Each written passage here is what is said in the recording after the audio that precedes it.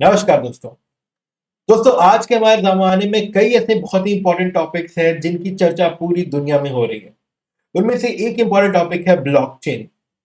Blockchain के अलावा और भी कई ऐसे टॉपिक्स हैं जैसे कि क्रिप्टो करेंसी क्या होती है, एनएफटीज क्या होते हैं, स्मार्ट कॉन्ट्रैक्ट्स क्या होते हैं।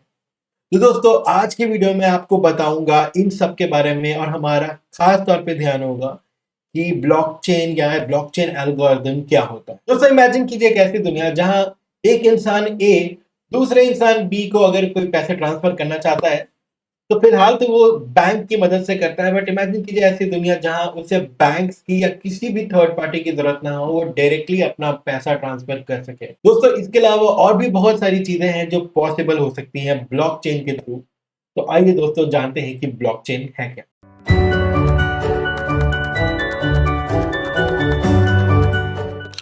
नमस्कार मेरा नाम है विकास रंजन और आप देख रहे हैं कोडिंग टॉकीज विद विकास। आइए हम सबसे पहले बात करते हैं कि ब्लॉकचेन आखिर होता क्या है। ब्लॉकचेन को समझने के लिए हम इंटरनेट का एग्जांपल ले सकते हैं।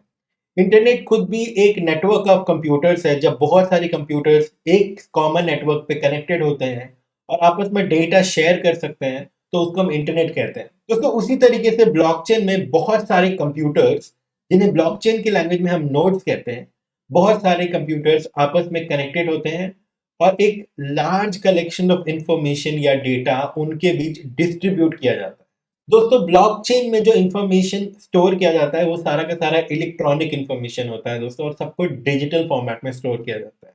इसके अलावा ब्लॉकचेन कंप्लीटली डिसेंट्रलाइज होता है। इसका मतलब कि कोई एक सेंट्रल बॉडी नहीं होती है जो कि पूरे ब्लॉकचेन के डेटा को गवर्न करती है या उसे रेगुलेट करती है। फॉर एग्जांपल मान लीजिए इंडिया में जब हम वोट देते हैं, मान लीजिए लोकसभा इलेक्शंस हैं या विधानसभा इलेक्शंस हैं, जब भी हम वोट देते हैं तो हम जो वोट दे रहे हैं वो वोट काउंट हो रहा है या नहीं हो रहा है, वो वोट सही तरीके से कैलकुलेट हो रहा है या नहीं हो रहा है, इसके बारे में हमें कोई नॉलेज नहीं होता। इसके लिए हम रिलाई करते हैं इंडिया की इलेक्शन कमीशन पे, यानी कि इलेक्शन कमीशन ऑफ इंडिया पे। Election commission of India basically वो बॉडी है जो कि इंडिया में इलेक्शंस को रेगुलेट करती है।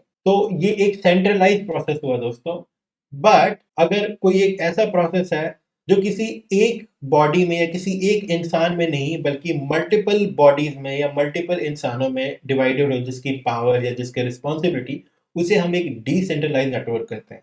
ब्लॉकचेन हमें ये गारंटी देता है कि जो हमारा डेटा है वो कंप्लीटली सिक्योर और अनटेम्पर्ड रहेगा, बिना किसी ट्रस्टेड थर्ड पार्टी के इंटरफेरेंस के। एंड फाइनली ब्लॉकचेन में जो हम इंफॉर्मेशन कलेक्ट करते हैं वो अलग अलग ब्लॉक्स के फॉर्म में करते हैं। इन पांचों पॉइंट पे हम आगे चल के वापस आएंगे जब मैं आपको इन पांचों पॉइंट्स का अच्छे से डिटेल में मतलब समझाऊंगा। इन पांचों पॉइंट को समझने के लिए आइए हम थोड़ा ब्लॉकचेन की हिस्ट्री की तरफ जाते हैं और समझते हैं कि ब्लॉकचेन आया कैसे। ब्लॉकचेन की सबसे पहली बार चर्चा की थी एक बहुत ही फेमस क्रिप्टोग्राफर डेविड चॉम ने सन 1982 में। डेविड चॉम ने बस ब्लॉकचेन के बारे में प्रपोज किया, बट उसको पहली बार ऑफिशियली इन्वेंट या इम्प्लीमेंट किया था बिटकॉइन के फाउंडर सतोशी नाकामोटो ने। Satoshi Nakamoto is not the real name. In fact हम लोगों को पता भी नहीं है कि बिटकॉइन का असली फाउंडर कौन है, वो एक इंसान है या वो एक ग्रुप ऑफ फाउंडर्स है, बट ये उनको एक सूडो नेम दिया गया है दुनिया में, सतोशी नाकामोटो। सतोशी नाकामोटो जो कि बिटकॉइन के फाउंडर हैं, उन्होंने पहली बार ब्लॉकचेन को ऑफिशियली इंप्लीमेंट किया अक्टूबर 2008 में। और इस तरीके से तैयार हुआ फर्स्ट डिजिटल करेंसी यानी कि बिटकॉइन।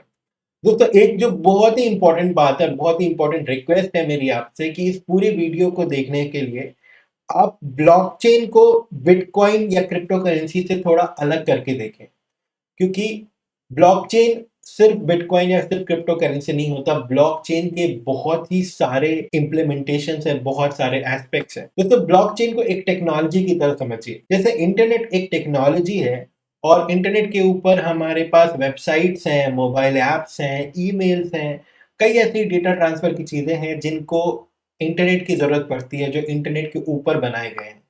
वैसे ही ब्लॉकचेन एक टेक्नोलॉजी है, एक कॉन्सेप्ट है, और कई ऐसी चीजें हैं जैसे कि क्रिप्टो करेंसीज हैं, जैसे कि डिजिटल कॉन्ट्रैक्ट्स हैं जिनको हम स्मार्ट कॉन्ट्रैक्ट्स भी कहते हैं, जैसे कि एनएफटीज हैं, और ऐसी कई और चीजें हैं जो कि ब्लॉकचेन के ऊपर बनाई गई हैं। सबसे पहले हम ये समझते हैं कि आखिरकार हमें ब्लॉकचेन की जरूरत ही क्यों पड़ी। मान लीजिए कुछ फ्रेंड्स हैं, फॉर एग्जाम्पल एक पर्सन है ए।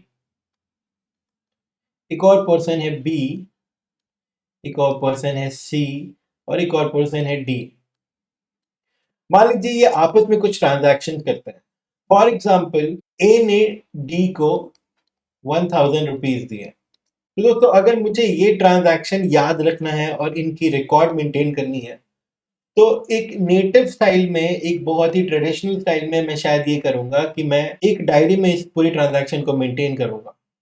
तो मैं शायद कुछ ऐसे लिखूंगा कि A gave to D amount 100 rupees and maybe मैं डेट और टाइम डाल दूंगा। फिर सिमिलरली दोस्तों मान लीजिए बी ने भी डी को कुछ पैसे दिए, फॉर एग्जाम्पल 500 रुपीज। तो मैं इस तरीके से उस ट्रांजैक्शन को भी रिकॉर्ड करूंगा, बी ने डी को पैसे दिए 500 रुपीज एंड आज की डेट एंड टाइम। दोस्तों अगर हम ऑब्जर्व करें तो इस तरीके से मैं जितने भी ट्रांजैक्शंस हैं, अगर मैं इस तरीके से सारे ट्रांजैक्शंस को नोट करता जाऊं,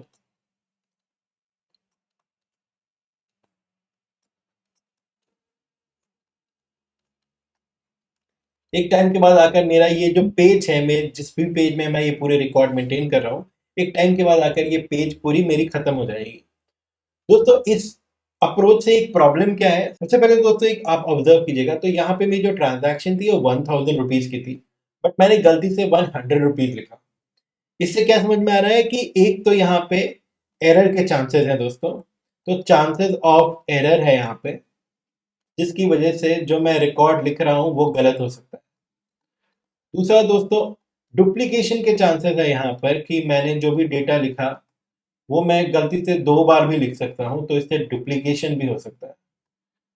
दोस्तों एक और जो बहुत ही इंपॉर्टेंट इशू है, मान लीजिए मेरा ये पेज पूरा का पूरा भर गया है, तो अब मैं क्या करूंगा, अब मैं एक नया पेज लूंगा दोस्तों और उस नए पेज में अगेन मैं नए पेज में सिमिलरली सारे रिकॉर्ड्स सेम तरीके से लिखूंगा, राइट। दोस्तों इस अप्रोच से एक प्रॉब्लम ये है कि कल को अगर किसी को इस डेटा को टैंपर करना हुआ तो वापस से पुराने वाले पेज पे आएगा और उसके डेटा को चेंज करके इसको 100 को 1100 बना सकता है। तो दोस्तों इससे हमें क्या पता चल रहा है कि इस पुराने वाले अप्रोच में, इस ट्रेडिशनल अप्रोच में डेटा टैंपरिंग के केसेस बहुत ज्यादा हो सकते हैं, बहुत इजीली पॉसिबल। दोस्तों एक और जो चांस है वो ये है कि क्योंकि ये पूरी रिकॉर्ड हमने एक ही डायरी में मेंटेन की है, तो अगर गलती से ये डायरी हमारी खो जाती है या इस डायरी को कुछ हो जाता है तो दोस्तों मेरा पूरा का पूरा डेटा लॉस भी हो सकता है। या अगर मेरी इस डायरी को कोई चुरा लेता है दोस्तों तो उसके पास मेरे सारे ट्रांजैक्शंस के डेटा हो जाएंगे दोस्तों। तो यानी कि दोस्तों दोस्तों यहाँ पे डेटा लॉस होने का और डेटा हैक होने के भी चांसेस काफी ज्यादा है। तो दोस्तों हमारा जो ट्रेडिशनल स्टाइल है जिससे हम ट्रांजैक्शंस को मैनेज करते हैं, ट्रांजैक्शन का रिकॉर्ड रखते हैं, उसमें तो काफी सारे प्रॉब्लम्स हैं दोस्तों। इसी का एक ऑल्टरनेटिव ये हो सकता था कि हम ये सारा का सारा डेटा एक एक्सेल शीट में रखें डिजिटली। दोस्तों एक्सेल शीट में हम जानते हैं कि सारा डेटा रोज और कॉलम्स के फॉर्म में होता है, यानी कि टेबल्स के फॉर्म में होता है। तो यहाँ पर हम लिख सकते हैं कि ए ने बी को 1000 रुपीज दिए और कौन सी डेट पे दिए, यहाँ पे हम सारा कुछ रिकॉर्ड कर सकते हैं। बट अगेन दोस्तों यहाँ पर भी जब एक शीट हमारी फिल हो जाएगी और हम दूसरी शीट में आएंगे दोस्तों, तो कभी भी हम बैक डेट में जाकर पुरानी वाली शीट के डेटा को टैंपर कर सकते हैं। तो दोस्तों डेटा टैंपरिंग वाली जो चीजें हैं वो यहाँ पर भी पॉसिबल है। इनफैक्ट दोस्तों कई ऐसे क्रिमिनल केसेस सामने आए हैं, कई ऐसे बैड प्रैक्टिसेस सामने आए हैं जहां पर जो पुलिस की एफआईआर की रजिस्टर होती है, जहां पे सारे एफआईआर कंप्लेंट्स लिखे जाते हैं, वहां पर भी कई बार पास्ट के डेट में जाकर कंप्लेंट्स लिखे गए हैं आज के डेट में। दोस्तों इन पे कई बॉलीवुड फिल्मों में भी इनके बारे में दिखाया गया है। एक रिसेंटली मूवी आई थी दोस्तों पिंक नाम की, उसमें भी इस चीज के बारे में दिखाया गया है। तो दोस्तों जहां पर भी हम ट्रेडिशनल तरीके से हमारे रिकॉर्ड्स को मेंटेन करते हैं, फॉर एग्जांपल चाहे वो क्लास रजिस्टर या डायरी के फॉर्म में हो गया या फिर वो ऑनलाइन एक्सेल शीट के फॉर्म में हो गया, दोस्तों हर जगह डेटा टैंपरिंग की जो इश्यू है वो काफी ज्यादा कॉमन है और काफी ज्यादा प्रेवलेंट है। तो हम ये समझने की कोशिश करते हैं कि सेम प्रॉब्लम को ब्लॉकचेन अपने अप्रोच से कैसे सॉल्व कर सकता है। दोस्तों ब्लॉकचेन में जो एक सबसे पहली चीज होती है वो ये होती है कि जो डेटा है वो डिसेंट्रलाइज होता है। तो दोस्तों डिसेंट्रलाइज होने का सबसे पहला मतलब है कि जो डायरी होगी वो एक नहीं होगी, बल्कि सबके पास अपनी अपनी एक डायरी होगी और जितने भी ट्रांजैक्शंस है दोस्तों वो सारे के सारे ट्रांजैक्शंस हर एक इंसान अपनी डायरी में लिखेगा। दोस्तों इससे सबसे पहली एडवांटेज ये मिल रही है कि किसी एक का अगर डेटा लॉस भी हो गया या अगर किसी एक से गलती भी हो गई कोई डेटा लिखने में, तो इट इज हाईली अनलाइकली कि सारे लोगों से ये गलती होगी या सारे लोगों का डेटा लॉस हुआ होगा। तो दोस्तों ऐसा करने से ऑलरेडी हमें डेटा लॉस से या गलत डेटा डालने से ऑलरेडी एक बेनिफिट मिल रहा है, एक एडेड लेयर ऑफ सिक्योरिटी मिल रहा है। दोस्तों अगर ए टू डी वाले ट्रांजैक्शन की हम बात करें तो वो सबके रिकॉर्ड में यहाँ पे मेंटेन किया जाएगा। तो दोस्तों दिस इज स्टेप 1। दोस्तों स्टेप 2 में हम ये करते हैं कि जैसे ही कोई पेज फिल हुआ, उस पूरे पेज के डेटा को हम एक तरीके से लॉक कर देते हैं और दोस्तों उस डेटा पे हम एक एन्क्रिप्शन एल्गोरिदम चलाते हैं। दोस्तों एन्क्रिप्शन एल्गोरिदम कई तरीके के हो सकते हैं। दोस्तों हमारे प्रोग्रामिंग वर्ल्ड में या हमारे मैथमेटिक्स एंड कंप्यूटेशनल वर्ल्ड में कुछ बहुत ही सोफिस्टिकेटेड एन्क्रिप्शन एल्गोरिदम्स हैं, जैसे कि MD5 हैशिंग, जैसे कि SHA-256 हैशिंग। दोस्तों ये जो एन्क्रिप्शन एल्गोरिदम है ये हमारी पूरी की पूरी डेटा को एन्क्रिप्ट करके फाइनली हमें एक कोड देता है। दोस्तों इस कोड को हम हैश भी कहते हैं या हैश कोड भी कहते हैं। तो ये जो कोड होता है ये for every set of data ये कोड हमेशा यूनिक होता है। तो दोस्तों कोई किसी भी दो सेट ऑफ डेटा का जो कोड है वो सेम नहीं हो सकता। तो ये एक खासियत है दोस्तों हमारे इस कोड की। इसका मतलब दोस्तों कि जो हमारा ये फाइनली ये जो पेज तैयार हुआ, इस पेज के पास अपनी पूरी डेटा है और इस पेज के पास अपना पूरा हैश है, यानी कि अपना पूरा एन्क्रिप्टेड कोड है। दोस्तों ये तो मेरा सिर्फ एक पेज था, ऐसे ही हमारे बहुत सारे पेजेस हो सकते हैं जिनका हमें रिकॉर्ड्स मेंटेन करना होगा। दोस्तों यही सारे पेजेस बनते हैं हमारे ब्लॉक और अल्टीमेटली इसी से बनता है हमारा ब्लॉकचेन। आइए इसी को हम और डिटेल में देखते हैं। दोस्तों अगर हम हर एक ब्लॉक की बात करें तो उसमें 3 कंपोनेंट्स होते हैं, उस ब्लॉक का डेटा, उसका हैश और उसके प्रीवियस ब्लॉक का हैश। दोस्तों डेटा बेसिकली उस ब्लॉक के अंदर का सारा डेटा है। फॉर एग्जाम्पल अगर एक ट्रांजैक्शंस का ब्लॉक है तो उसके अंदर सारी इंफॉर्मेशन होगी। फॉर एग्जाम्पल वो ट्रांजैक्शन किसने किया, किसको किया और कितने अमाउंट का किया। दोस्तों जो नेक्स्ट चीज है हैश। दोस्तों हैश जैसा कि मैंने बताया कि हैश बेसिकली उस पूरे डेटा का एक यूनिक इंक्रिप्शन की है। दोस्तों इसको हम समझ सकते हैं फिंगरप्रिंट के जैसे। जैसे फिंगरप्रिंट हर इंसान का यूनिक होता है, वैसे हर डेटा का हैश भी यूनिक होगा। दोस्तों अगर हमने कभी भी डेटा को चेंज किया तो उसकी हैश भी उसके साथ साथ चेंज हो जाएगी। कोई भी दो अलग अलग डेटा का जो हैश है वो सेम नहीं हो सकता। दोस्तों और अब बात करते हैं हैश ऑफ प्रीवियस ब्लॉक की। दोस्तों जैसा कि हम जानते हैं कि ब्लॉकचेन में अलग अलग ब्लॉक्स मिलाकर एक चेन बनाते हैं। तो अलग अलग ब्लॉक्स आखिर कनेक्ट कैसे होते हैं, ऐसी क्या प्रॉपर्टी है कि वो कनेक्ट होते हैं। तो दोस्तों उनका कनेक्शन होता है करंट ब्लॉक के हैश और उसके प्रीवियस ब्लॉक के हैश के थ्रू। तो इस एग्जांपल में अगर हम देखें तो जो ब्लॉक 2 है और ब्लॉक 3 है, ब्लॉक 2 का हैश ब्लॉक 3 के प्रीवियस हैश के इक्वल है और ब्लॉक 1 का हैश ब्लॉक 2 की प्रीवियस हैश के इक्वल है। तो इस तरीके से दोस्तों हम कह सकते हैं कि ये पूरा मिलाकर एक चेन बना रहा है, यानी कि एक ब्लॉक चेन बना रहा है। दोस्तों अगर किसी तरीके से हमने ब्लॉक 2 के या किसी भी एक ब्लॉक की डेटा को चेंज कर दिया तो उसका हैश भी चेंज हो जाएगा। और अब अगर आप ऑब्जर्व कीजिए तो ब्लॉक 2 का हैश और ब्लॉक 3 का प्रीवियस हैश मैच नहीं करता है। तो दोस्तों इसका मतलब कि अब ये पूरा का पूरा ब्लॉकचेन करप्ट हो गया है। तो इसलिए दोस्तों ये जो प्रॉपर्टी है ये ब्लॉकचेन को बनाती है टैम्पर प्रूफ। तो दोस्तों इसका ये भी मतलब है कि अगर किसी को डेटा टैम्पर करना है तो उसे उस करंट ब्लॉक के हैश के साथ साथ उसके सारे प्रीवियस हैश को भी चेंज करना होगा और सारे प्रीवियस हैश को भी रिकैलकुलेट करके चेंज करना होगा। तो वैसे तो सुनने में ये बहुत ही मुश्किल लगता है, बट आजकल जो हमारे पास कंप्यूटर्स अवेलेबल है वो कंप्यूटर्स इतने कैपेबल है कि ये सारे कैलकुलेशन इनफैक्ट ऐसे hundreds of thousands of calculation वो बहुत इजीली कर सकते हैं। दोस्तों इस प्रॉब्लम को सॉल्व करने के लिए हमारे पास है something this is called proof of work. दोस्तों प्रूफ ऑफ वर्क जो कैलकुलेशन प्रोसेस है और किसी भी ब्लॉक को जो ऐड करने का या टैम्पर करने का प्रोसेस है उसको स्लो बनाता है दोस्तों। जैसे बिटकॉइन के केस में मिनिमम 10 मिनट्स लगते हैं किसी भी ब्लॉक को ऐड होने में, किसी के भी हैश को रिकैलकुलेट होने में। इसलिए दोस्तों अगर मुझे किसी भी एक ब्लॉक को चेंज करना है और पूरी की पूरी ब्लॉक चेन को अगर रिकैलकुलेट करना है तो इसमें बहुत ज़्यादा टाइम लगेगा और इसलिए रियलिस्टिकली पॉसिबल नहीं होता। और इस तरीके से हमारा जो ब्लॉकचेन है वो टैम्पर प्रूफ बन पाता है। दोस्तों हमारे ब्लॉकचेन में हम यूज़ करते हैं एक पीयर टू पीयर नेटवर्क, यानी कि हर इंसान के पास वो पूरे ब्लॉकचेन का एक रेप्लिका होता है।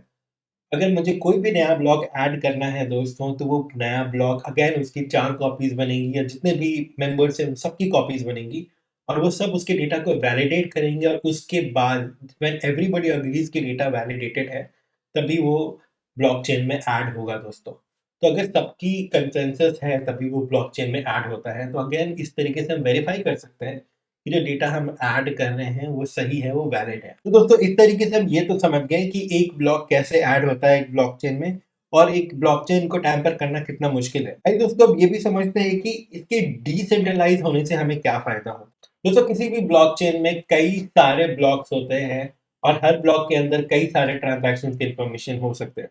अगर मैं आपको बिटकॉइन के ब्लॉक का एग्जांपल दूं, तो अगर कोई एक इंसान ए है और दूसरा इंसान बी है और ए और को बी से कुछ ट्रांसफर करने हैं मनी, दोस्तों एक तो तरीका ये है कि ए पहले किसी बैंक को ट्रांसफर करेगा और फिर वो बैंक बी को ट्रांसफर करेगा।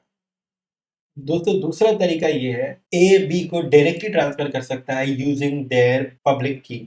दोस्तों इस ट्रांजैक्शन के जो रिकॉर्ड्स हैं वो उस नेटवर्क के अंदर सारे के सारे नोड्स हैं या जितने भी मशीन्स हैं उन सबके पास अवेलेबल होंगे। एक बार उस ब्लॉक की सारी इंफॉर्मेशन को जब तक वैलिडेट नहीं कर लेते सारे नोड्स, तब तक वो ब्लॉक उस ब्लॉकचेन में ऐड नहीं होगा। तो दोस्तों ब्लॉकचेन में ऐसे कई सारे वैलिडेटेड ब्लॉक्स के नोड्स होते हैं। दोस्तों इसी प्रोसेस को हम माइनिंग भी कहते हैं। तो दोस्तों हमने ये समझ लिया कि एक ब्लॉकचेन को टैम्पर करना कितना मुश्किल है और एक ब्लॉकचेन के डिसेंट्रलाइज होने के क्या क्या एडवांटेजेस हैं। आइए दोस्तों अब हम ये बात करते हैं कि क्या हम किसी तरीके से एक ब्लॉकचेन को डेटा को हैक कर सकते हैं या टैम्पर कर सकते हैं। तो जैसा कि मैंने बताया कि एक ब्लॉकचेन में कई सारे नोड्स होते हैं और उन सबके पास सारे ट्रांजैक्शंस का डेटा अवेलेबल होता है। दोस्तों अगर किसी एक इंसान ने अगर टैम्पर करने की कोशिश की, तो उसकी जो हैश होगी, उसका जो डेटा होगा वो डिफरेंट होगा बाकी सबके डेटा से।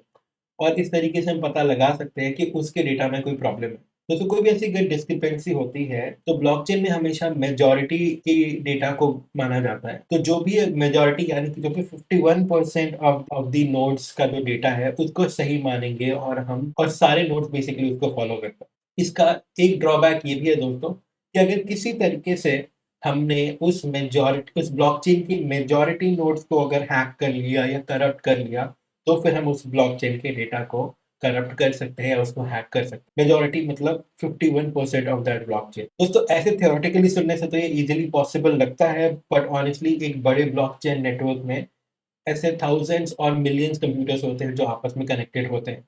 तो उस केस में दोस्तों रियलिस्टिकली ऐसा करना काफ़ी मुश्किल है कि आप मिलियंस ऑफ कंप्यूटर्स में से 51% को हैक कर रहे हो या उसके डेटा को टैम्पर कर रहे हो। तो इसलिए दोस्तों हम कह सकते हैं कि रियलिस्टिकली ब्लॉकचेन नेटवर्क काफ़ी ज़्यादा सिक्योर और काफ़ी ज़्यादा टैम्पर प्रूफ लगता है। इसलिए हम ये कह सकते हैं कि उसके अंदर जो डेटा है, उसकी सिक्योरिटी की और उसकी फिडेलिटी की गारंटी है सॉर्ट ऑफ। दोस्तों अब हम बात करते हैं कि जो माइनर्स हैं, जो इतने कॉम्प्लेक्स मैथमेटिकल इक्वेशंस को सॉल्व करके फाइनली किसी भी नोड को ऐड करते हैं किसी भी ब्लॉकचेन के अंदर, उन माइनर्स को उसके बदले क्या मिलता है। तो दोस्तों कोई भी माइनर जो है वो यूजुअली कोई माइनिंग सॉफ्टवेयर यूज करता है जिससे वो कॉम्प्लेक्स मैथमेटिकल इक्वेशन को सॉल्व करता है और बदले में उसे भी यूजुअली कोई ना कोई रिवॉर्ड मिलता है। जैसे कि अगर हम एक बिटकॉइन एल्गोरिथम की बात करें दोस्तों, तो उसे बिटकॉइंस ही मिलते हैं एज अ रिवॉर्ड। कुछ परसेंटेज बिटकॉइन हो सकता है दोस्तों, अगर वो कोई ट्रांजैक्शन अप्रूव करता है तो अगेन उसे कुछ ना कुछ बिटकॉइन मिलते हैं एज अ रिवॉर्ड। दोस्तों जैसे जैसे हमारे नेटवर्क में नोड्स बढ़ते जाते हैं, जैसे जैसे हमारे माइनर्स की क्वांटिटी बढ़ती जाती है, वैसे वैसे ये जो पजल्स है वो भी और डिफिकल्ट हो जाते हैं, जो अवार्ड मिल रहा है वो भी बढ़ जाता है। इसके साथ ही दोस्तों इन कंप्यूटेशंस को सॉल्व करने के लिए जो कंप्यूटर की जो हार्डवेयर कैपेबिलिटी है वो भी बढ़ जाती है। दोस्तों ब्लॉकचेन के बारे में इतनी बात करने के बाद एक सवाल शायद आपके मन में भी आ रहा होगा कि अगर ये पूरा का पूरा डेटा डिसेंट्रलाइज है और जितना भी डेटा है, जितने भी ट्रांजैक्शन के इंफॉर्मेशन है या किसी भी तरीके का ब्लॉकचेन है, जो भी डेटा है उसके ऊपर, वो अगर मल्टीपल कंप्यूटर्स पे डिसेंट्रलाइज्ड है, तो इसका मतलब जो मेरा डेटा है वो तो हर इंसान के पास है और कोई भी मेरा डेटा एक्सेस कर सकता है जो भी उस नेटवर्क के अंदर है। दोस्तों एक्चुअली ऐसा नहीं होता। दोस्तों हमेशा हर ब्लॉकचेन एल्गोरिथम में किसी भी इंसान की या किसी भी नोड की या किसी भी डेटा की 2 इन्फॉर्मेशन होती है। एक इन्फॉर्मेशन होती है उसकी पब्लिक की या पब्लिक डेटा और दूसरी इन्फॉर्मेशन होती है उसकी प्राइवेट की या प्राइवेट डेटा। दोस्तों इसको आसानी से समझने के लिए हम एग्ज़ाम्पल ले सकते हैं। जब भी हम किसी भी वेबसाइट में लॉगिन करते हैं या अपने ईमेल पे लॉगिन करते हैं तो हम डालते हैं अपनी यूज़र नेम या ईमेल एड्रेस जो कि हमारी पब्लिक की होती है। हम ईमेल एड्रेस अपनी आसानी से किसी से भी शेयर कर सकते हैं और कोई अगर हमें रीच आउट करना चाहता है तो हमारी ईमेल एड्रेस के थ्रू हमें रीच आउट कर सकते हैं। एंड दोस्तों उसी ईमेल एड्रेस या यूजर नेम के साथ होती है हमारी पासवर्ड। दोस्तों पासवर्ड जो होती है वो मेरी प्राइवेट इंफॉर्मेशन होती है, वो मैं किसी और के साथ शेयर नहीं करता। वो मेरे लिए एक बहुत ही इंपॉर्टेंट सिक्योर इन्फॉर्मेशन है। तो दोस्तों अगर किसी के पास मेरा पासवर्ड नहीं है तो सिर्फ ईमेल आईडी या यूजर नेम से वो मेरा कुछ बिगाड़ नहीं सकता, उसमें कोई सेंसिटिव इन्फॉर्मेशन नहीं है।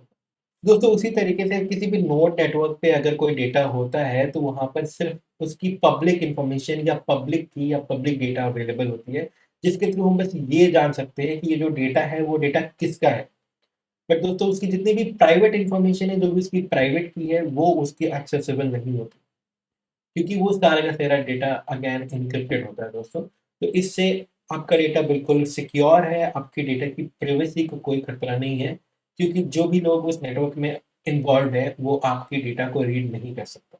उन्हें सिर्फ आप रीड कर सकते हो यूजिंग योर प्राइवेट की। फॉर एग्ज़ाम्पल दोस्तों अगर आपको किसी को बिटकॉइन ट्रांसफ़र करना है तो आपको सिर्फ़ उनकी पब्लिक की चाहिए और उनकी पब्लिक की के थ्रू आप उनको ट्रांसफ़र कर सकते हो। तो दोस्तों अब हम वापस से ब्लॉकचेन के स्टैंडर्ड डेफ़िनिशन की तरफ आते हैं, क्योंकि अब हमें इनको समझना ज़्यादा आसान होगा। दोस्तों जैसा कि मैंने कहा था कि ब्लॉकचेन बेसिकली एक कंप्यूटर नेटवर्क है जिसमें बहुत सारी मशीन्स होती हैं और दोस्तों उन पे एक डेटाबेस यानी कि collection of data, collection of information उन सब पे डिस्ट्रीब्यूटेड होता है। दोस्तों ब्लॉकचेन पे जो भी डेटा होता है वो डिजिटली यानी कि या इलेक्ट्रॉनिकली स्टोर होता है। एंड दोस्तों ये सारा का सारा डेटा सिक्योर होता है और डिसेंट्रलाइज होता है, यानी कि किसी एक अथॉरिटी के पास सारा का सारा डेटा का एक्सेस नहीं होता। एट द सेम टाइम दोस्तों जैसा कि हमने देखा कि ब्लॉकचेन पे जो डेटा की फिdelity है और सिक्योरिटी है वो गारंटीड होती है और इसके लिए हमें कोई भी ट्रस्टेड थर्ड पार्टी की ज़रूरत नहीं होती। एंड दोस्तों हमने देखा कि ब्लॉकचेन का जो एक फंडामेंटल यूनिट होता है वो होता है ब्लॉक्स। और ब्लॉक्स के अंदर दोस्तों सारे इन्फॉर्मेशन होते हैं, जिसके ज़रिए हम अलग-अलग ब्लॉक्स को कनेक्ट कर सकते हैं या अलग-अलग डेटा को कनेक्ट कर सकते हैं। तो दोस्तों अगर हमें ब्लॉकचेन की किसी भी ट्रांज़ैक्शन को समराइज़ करना हो, तो अगर जब भी कोई नया ट्रांज़ैक्शन स्टार्ट होता है दोस्तों, तो वो एक पीयर टू पीयर नेटवर्क में जाता है, जहाँ पर कई सारे कंप्यूटर्स होते हैं जो कि उस ट्रांज़ैक्शन को वैलिडेट करते हैं। उस ट्रांज़ैक्शन को वैलिडेट करने के लिए दोस्तों उन्हें कई सारे डेटा को डिक्रिप्ट करना होता है, कई कॉम्प्लेक्स मैथमेटिकल इक्वेशन को सॉल्व करना होता है। और उसके बाद दोस्तों जब उस नेटवर्क के मेजॉरिटी नोड्स उस डेटा को वैलिडेट कर देते हैं, वो डेटा दोस्तों जो एक्जिस्टिंग हमारी चेन है उसमें ऐड हो जाती है और फिर हम कह सकते हैं कि वो ट्रांज़ैक्शन कंप्लीट हो गई। दोस्तों अगर हम ब्लॉकचेन की कुछ सबसे कॉमन इम्प्लीमेंटेशंस की बात करें तो ऑब्वियसली जो सबसे पहली चीज़ है वो है क्रिप्टो करेंसी। दोस्तों हमारे जितने भी क्रिप्टो करेंसीज़ है वो सारी की सारी ब्लॉकचेन एल्गोरिदम पे बेस्ड है। अगेन क्रिप्टो करेंसी और ब्लॉकचेन का आपस में डायरेक्ट कोई रिश्ता नहीं है, बट जैसा कि मैंने बोला क्रिप्टो करेंसीज़ को इम्प्लीमेंट किया गया है यूजिंग ब्लॉकचेन। दोस्तों इसके अलावा स्मार्ट कॉन्ट्रैक्ट्स के लिए भी हम यूज़ करते हैं ब्लॉकचेन का। तो दोस्तों जब भी पार्टी ए और पार्टी बी को आपस में कोई बिज़नेस करना होता है जिसके लिए उन्हें एक तरीके का कॉन्ट्रैक्ट साइन करना है। फॉर एग्ज़ाम्पल अगर पार्टी ए पार्टी बी पे ट्रस्ट नहीं करती और किसी गुड्स या किसी सर्विस प्रोवाइड करने के लिए और सिमिलरली पार्टी बी पार्टी ए पे ट्रस्ट नहीं करती पेमेंट करने के लिए, तो दोस्तों ऐसे कंडीशन में जब दोनों पार्टीज़ को आपस में ट्रस्ट नहीं है, तब they can get into something like which is called a smart contract जिसके ज़रिए एक ट्रस्टलेस डिजिटल कॉन्ट्रैक्ट तैयार किया जा सकता है। दोस्तों स्मार्ट कॉन्ट्रैक्ट्स पे भी मैं एक डिटेल में एक नई वीडियो बनाऊँगा बहुत जल्द। और दोस्तों एक और जो बहुत ही कॉमन यूज़ केस है ब्लॉकचेन का वो है एनएफटीज़ यानी कि नॉन फंजिबल टोकन्स। दोस्तों एनएफटीज़ को कहा जाता है कि आने वाले समय में एक बहुत बड़ा रिवॉल्यूशन प्ले कर सकती है, स्पेशली आर्ट इंडस्ट्री में जहाँ पर आर्टिस्ट अपने वर्क को ओन कर सकते हैं अब यूजिंग एनएफटी। दोस्तों एनएफटीज़ क्या होते हैं उनके बारे में मैं बहुत जल्दी एक वीडियो बनाऊँगा। दोस्तों आइए इनके अलावा हम कुछ और एप्लीकेशंस की बात करते हैं ब्लॉकचेन की। तो दोस्तों सबसे पहले जो एप्लीकेशन हो सकती है वो है फाइनेंशियल ट्रांजैक्शन की। इनफैक्ट ऑलरेडी जब भी हम बिटकॉइन या कोई ऐसी क्रिप्टो करेंसी एक दूसरे को ट्रांसफर करते हैं तो वो ब्लॉकचेन एल्गोरिथम पर ही बेस्ड है। बट दोस्तों ऐसा हो सकता है कि आगे चलकर हमारी बैंकिंग सिस्टम में भी या उसकी एक ऑल्टरनेटिव सिस्टम हम क्रिएट करें, जहाँ पर हम फाइनेंशियल ट्रांजैक्शंस पूरी की पूरी सिर्फ ब्लॉकचेन एल्गोरिथम पे बेस्ड हो सकती है। दोस्तों जो दूसरी एक और बहुत ही इम्पोर्टेंट एप्लीकेशन है ब्लॉकचेन की वो है इलेक्शंस कंडक्ट कराने के लिए। दोस्तों आपको ये जानकर हैरानी होगी कि एक कंट्री है, एक छोटा-सा देश है अफ्रीका में सिएरा लियोन नाम का। और दोस्तों उस देश में ऑलरेडी इलेक्शंस कंडक्ट हो चुके हैं सिर्फ ब्लॉकचेन पर। दोस्तों हालाँकि इलेक्शंस के लिए ब्लॉकचेन का यूज़ होना ही चाहिए या नहीं होना चाहिए, ये काफ़ी डिबेटेबल टॉपिक है। कई रिसर्चर्स ये कह रहे हैं कि इसके डिसएडवांटेज ज़्यादा है और एडवांटेजेस कम हैं, तो हम आगे आने वाले टाइम में ये बता पाएँगे कि इलेक्शंस के लिए ये कितना फ्रूटफुल होगा, कितना बेनिफिशियल होगा।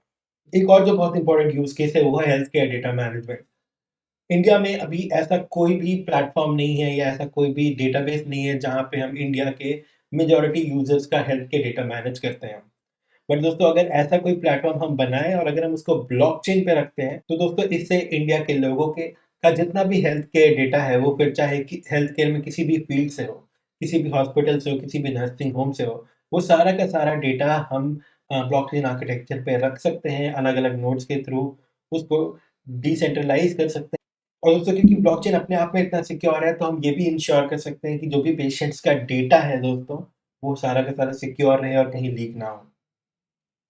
एंड दोस्तों अगेन एक बहुत ही इंपॉर्टेंट यूज केस है कि जो गवर्नमेंट की रिकॉर्ड कीपिंग है वो भी इस हम ब्लॉकचेन पर रख सकते हैं, क्योंकि दोस्तों आए दिन हम ये खबर सुनते रहते हैं कि गवर्नमेंट की ये साइट हैक हो गई, या बहुत रिसेंटली हमने सुना था कि आधार का डेटा लीक हो गया और उससे कई लाखों यूजर्स का डेटा लीक हो गया दोस्तों, और वो पता नहीं किसके हाथों में गया किसके हाथों में नहीं गया। तो अगर एज गवर्नमेंट के रिकॉर्ड कीपिंग के लिए भी अगर हम ब्लॉकचेन का यूज करें तो हम इंश्योर कर सकते हैं कि डेटा डिसेंट्रलाइज हो, डेटा सेफ हो, डेटा सिक्योर हो और डेटा टैम्पर फ्री हो। दोस्तों ऐसा हो सकता है कि अभी तक आपको वीडियो देखकर लगा हो कि यार ब्लॉकचेन से तो इतने सारे फायदे हैं, फिर ब्लॉकचेन ऑलरेडी हर जगह यूज क्यों नहीं हो रहा। दोस्तों अगर हम फायदे की बात करें तो डेफिनेटली इससे ट्रांसपेरेंसी बढ़ेगी, इससे ट्रैकिंग ज़्यादा एक्यूरेट हो सकती है, इससे कॉस्ट भी घट सकता है दोस्तों, और इससे सिक्योरिटी बढ़ सकती है दोस्तों, इससे प्राइवेसी बढ़ सकती है। बट दोस्तों कई ऐसे फैक्टर्स हैं जिनके बारे में अभी हमें पता नहीं है, और कई ऐसे कुछ ऐसी चीज़ें हैं जो कि शायद डिसएडवांटेज भी हो सकते हैं ब्लॉकचेन के। दोस्तों इसमें सबसे बड़ा डिसएडवांटेज हो सकता है ब्लॉकचेन का, वो है इसका एनवायरमेंटल इम्पैक्ट। दोस्तों हमने ऑलरेडी देखा है कि ब्लॉकचेन में बहुत सारे नोड्स यानी कि बहुत सारे कंप्यूटर्स आपस में कनेक्टेड होते हैं, और दोस्तों वो कॉम्प्लिकेटेड मैथमेटिकल इक्वेशन सॉल्व करते हैं, अलग अलग कोड को डिक्रिप्ट करते हैं। तो दोस्तों ऐसा करने के लिए उन्हें बहुत ज़्यादा एनर्जी और बहुत ज़्यादा पावर की ज़रूरत होती है। दोस्तों जैसा कि हम जानते हैं ऑलरेडी दुनिया में एनर्जी क्राइसिस चल रहा है, दोस्तों ऐसे में ब्लॉकचेन को अडॉप्ट करना एनवायरनमेंट पॉइंट ऑफ व्यू से कितना सेफ होगा और कितना नहीं, ये अभी बता पाना मुश्किल है।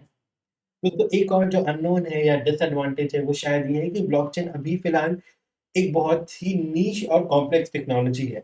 ब्लॉकचेन को समझना एक आम इंसान के लिए इतना आसान नहीं है, ब्लॉकचेन को इम्प्लीमेंट करना एक आम इंसान के लिए इतनी आसान बात नहीं है। इसलिए दोस्तों इसको हर जगह एक्सेप्ट करना और हर जगह यूज़ करना थोड़ा मुश्किल है। तो एक और जो प्रॉब्लम हो सकती है वो है इसकी रेगुलेटरी इम्प्लीकेशन। एक तरह से हम सोचे तो डिसेंट्रलाइज होना अच्छी चीज़ है, बट दोस्तों उसके कई डिसएडवांटेजेस भी हैं। कई इलीगल एक्टिविटीज़, कई टेररिस्ट एक्टिविटीज़ के लिए भी बिटकॉइन का सहारा लिया गया है पेमेंट्स करने के लिए, और क्योंकि इसको ट्रैक कर पाना मुश्किल है, क्योंकि इसको रेगुलेट कर पाना मुश्किल है अभी, इसकी वजह से गवर्नमेंट्स अभी बिल्कुल ही हेल्पलेस फील कर रही हैं कि वो कैसे इन ट्रांज़ैक्शंस को रेगुलेट करें। तो दोस्तों इसलिए थोड़ा किसी तरीके से रेगुलेशन तो शायद इधर भी ज़रूरी होगा, क्योंकि अगर दोस्तों देश की सिक्योरिटी की बात की जाए तो हम उससे छेड़छाड़ तो नहीं कर सकते। तो दोस्तों आज की वीडियो में बस इतना ही। आपको मेरा ये वीडियो कैसा लगा मुझे ज़रूर बताइए कमेंट सेक्शन में। आपके अकॉर्डिंग ब्लॉकचेन कितना इम्पोर्टेंट है, कितना बेनिफिशियल है, उसके क्या एडवांटेजेस है, क्या डिसएडवांटेज है, वो भी मुझे कमेंट सेक्शन में ज़रूर बताएं दोस्तों। दोस्तों मैं जल्दी वीडियोस बनाऊंगा क्रिप्टो करेंसी के बारे में, एनएफटीज के बारे में, स्मार्ट कॉन्ट्रैक्ट्स के बारे में, और आपको वो चीज़ें भी एक्सप्लेन करूंगा। दोस्तों इसके अलावा मैंने और भी कई वीडियोस बनाए हैं मेरे चैनल पे, एचटीएमएल की सीरीज, सीएसएस की सीरीज और प्रोग्रामिंग एंड वेब फंडामेंटल की सीरीज।